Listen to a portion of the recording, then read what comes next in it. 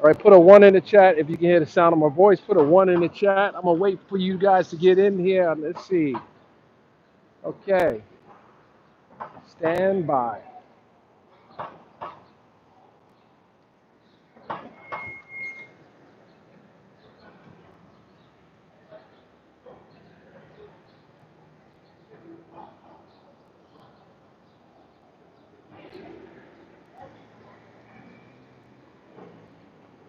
Okay. I'm gonna give you a couple minutes getting here. I'll give you a couple minutes to get in here.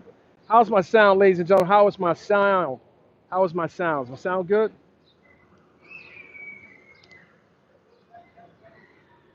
Good. Good. Make sure. Okay. Make sure you come in here. You're hitting the thumbs up. Smash the like, smash the like, smash the like. Okay, ladies and gentlemen, we're here outside the federal courthouse in New York City, and the defense have rested their case. They rested their case. The government rested today as well. And we now know that Sean Diddy Combs will not be testifying in his trial. I didn't expect him to testify. We took a poll. The consensus was they shouldn't testify. I don't know if he saw my poll, but the poll was agreeing with his decision not to testify. With that, with that said, prior to the defense resting, Mr. Combs addressed the court, and he thanked the judge. Judge Arum Submaranian, who had presided over this case for 7 long weeks. It's been 7 long weeks, ladies and gentlemen, and we are finally at a point where the jurors will soon get the case.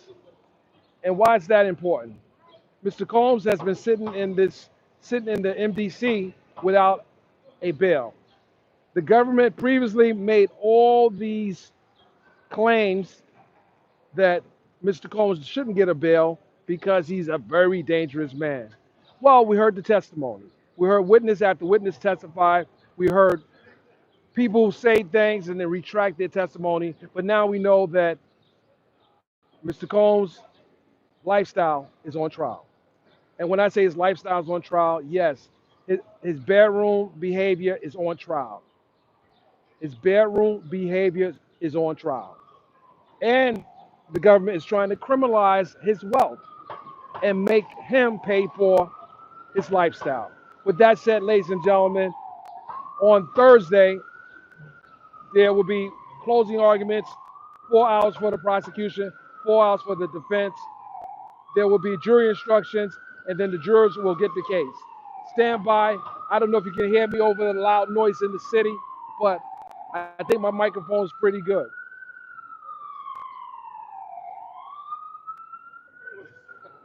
That's the city for you, ladies and gentlemen. That is the city.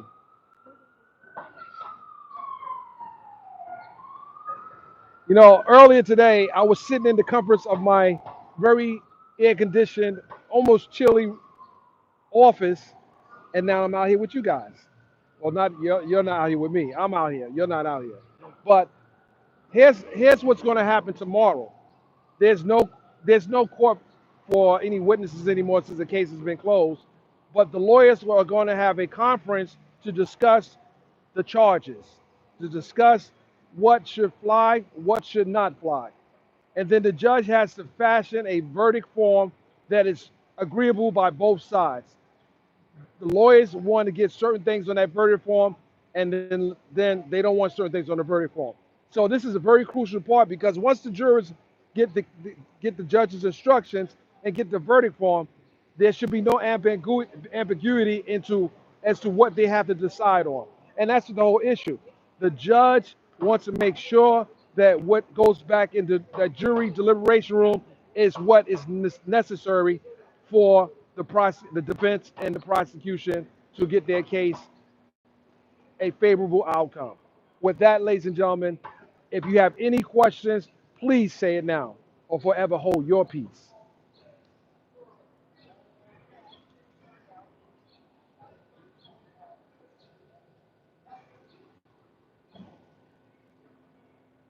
Okay, I want one of my mods, take Future Boy out here. He's acting like a kid. We don't want kids in here. This is for grown folks. Take Future Boy out here, put him in the timeout, take him out of here. I don't care. Just get him out of here. You don't talk about my nephew Rummy. That's my nephew Rummy. That's my nephew. You don't talk about my nephew.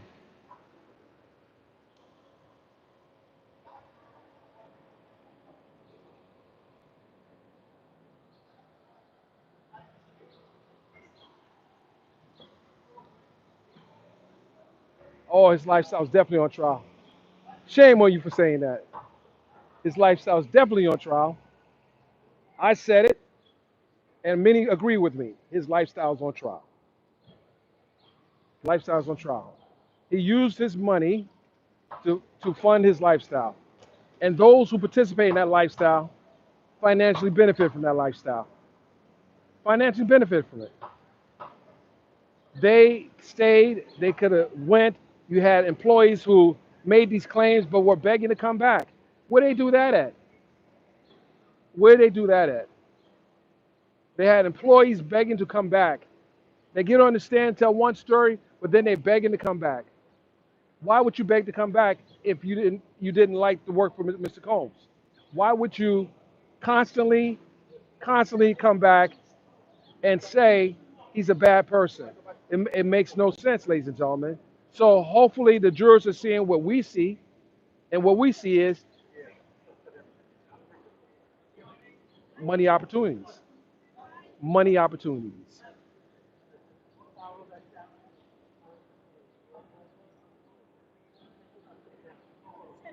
We want to also put. Hold on a second. Let me fix this here.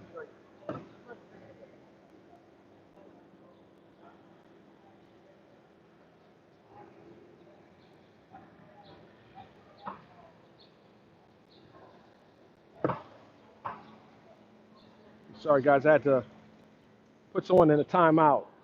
You know I have no problem putting people in a timeout. And if you were in person, I would put you in the corner and make you hold your leg up in the air.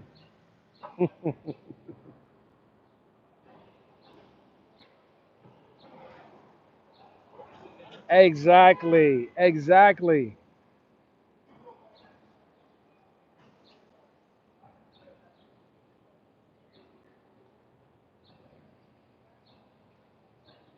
I appreciate that. I just saw Tisha leave that way, Armand went that way, and I'm here this way. We had a late start, but we're here. We are here for the long haul. And I'll be here tomorrow, and I'll be here for verdict watch, and I'll be here for the verdict decision. All you need is one juror to say not guilty. One juror. All you need is one juror that don't believe any of the government's case. You got a hung jury.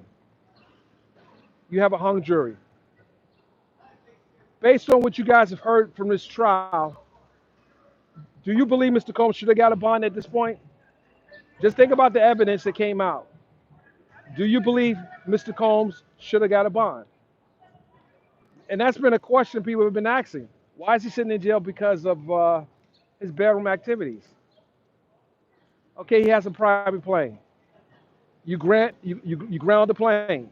You put an ankle mines on. It was just a lot of just unnecessary stuff done in this case leading up to the case. And now the people are talking about it. People are calling out the things that was done in this case that should have been done in this case. And with that, the jurors now have the opportunity to show the prosecution how they feel. This is not about who you like. This is about who did the right thing.